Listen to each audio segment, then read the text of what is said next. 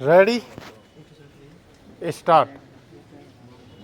नई दिल्ली में होने वाले G20 शिखर सम्मेलन के मद्देनज़र चीन ने अपनी जो सदिच्छा जताई है, अगर वह इस पर अमल को लेकर भी गंभीर होता है तो यह एक सकारात्मक पहल होगी।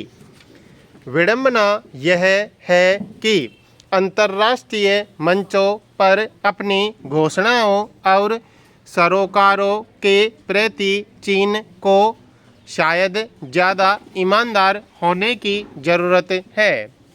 दरअसल G20 शिखर सम्मेलन की कामयाबी के लिए चीन ने सभी पक्षों के साथ मिलकर काम करने को लेकर सहमति जाहिर की है। निश्चित रूप से इस सम्मेलन से पहले चीन की ओर आया संदेश एक उम्मीद जगाता है कि दुनिया के ज़्यादातर देश जिस सहयोग और शांति के सपने के साथ एक दूसरे के साथ मिलकर नए रास्ते तैयार करने की कोशिश में लगे हैं, उसमें और मजबूती आएगी। यों चीन का दावा है कि वह G20 समूह को उच्च महत्व देता है और प्रासंगिक गतिविधियों में सक्रिय रूप से हिस्सा लेता रहा है।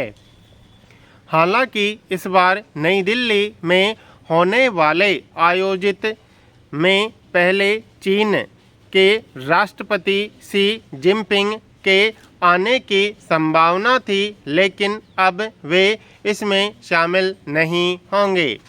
उनकी जगह वहां के प्रधानमंत्री ली क्विंग चीन की नुमाइंदगी करेंगे। पैरा।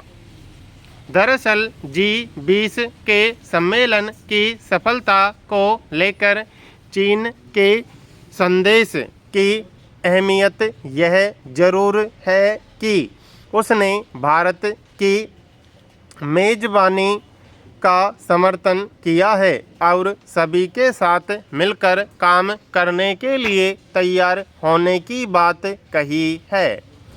लेकिन अगर केवल भारत के लिहाज से ही देखें तो पिछले कुछ समय से चीन ने जैसा रवैया अख्तियार किया हुआ है, वह अपने आप में यही दर्शाता है कि उसकी कथनी और करनी के बीच एक बड़ा फासला है। उदाहरण के लिए हाल ही में संपन्न ब्रिक्स सम्मेलन में भारत के प्रधानमंत्री के साथ चीन के राष्ट्रपति के मुलाकात के बाद यह उम्मीद बंधी थी कि सीमा पर नियंत्रण रेखा पर चल रहे विवाद और चीन की अन्य हरकतों पर लगाम लगेगी। लेकिन इसके कुछ ही दिन बाद चीन की ओर से जो मानचित्र जारी हुआ, उसमें भारत के भी कुछ इलाकों को उसके भीतर दिखाया गया। इस मसले पर भारत ने तीखी आपत्ति भी जाहिर की। सवाल है कि अंतर्राष्ट्रीय मंचों पर समस्या के हल में सक्रिय सहभागिता करने और शांति की ओर कदम बढ़ाने की बात करते दिखने के कुछ ही दिन बाद उसे अपना रुख पलटने में कोई हिचक क्यों नहीं होती। ऐसे में उसके घोषित सरोकारों पर कितना भरोसा किया जाएगा। पैरा।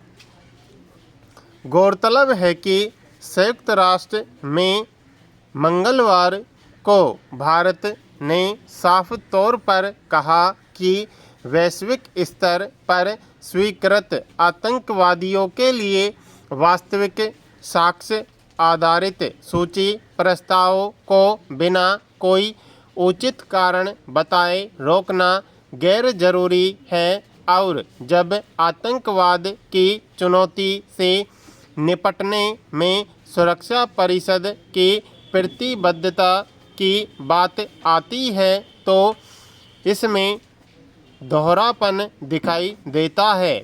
भारत के इस पक्ष का मजबूत आधार है कि संयुक्त राष्ट्र सुरक्षा परिषद प्रतिबंध समितियों की यह कार्य प्रणाली दरअसल सुरक्षा परिषद की ही विश्वसनीयता को नुकसान पहुंचा रही है। समझा जा सकता है कि यह टिप्पणी दरअसल चीन और पाकिस्तान को कटघरे में खड़ा करती है, क्योंकि यह छिपा तथ्य नहीं है कि पाकिस्तान स्थित आतंकवादियों को सूचीबद्ध करने के भारत और उसके सहयोगी देशों के प्रयासों को सुरक्षा परिषद के अहम सदस्य के रूप में चीन ने बार बार बाधित किया है। यह बेवजह नहीं है जब एक ऐसी सुरक्षा परिषद की आवश्यकता पर जोर दिया जा रहा है जो आज संयुक्त राष्ट्र की भौगोलिक और विकासात्मक विविधता को बेहतर तरीके से प्रतिबिंबित करे। जाहिर है सार्वजनिक मंचों पर चीन जो सदिच्छा जताता है